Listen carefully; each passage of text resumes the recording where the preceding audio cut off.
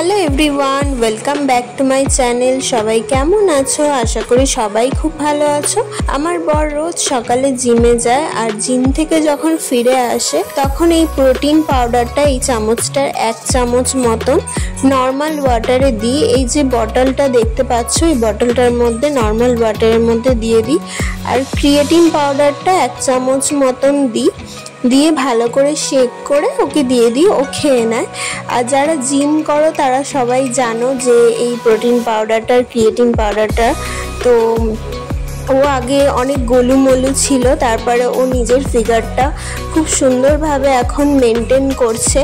ও কিভাবে জিম করে আমি পরবর্তীকালে একটা ভিডিওতে শেয়ার করব তোমাদের সবার সাথে। জিম থেকে এসে ও নিজেই এটা তৈরি করে নেয় বা আমার শাশুড়ি মা তৈরি করে দেয়। আজকে আমি বানিয়ে দিচ্ছিলাম, ও আমাকে শিখিয়ে দিচ্ছিল কিভাবে বানাতে হয়।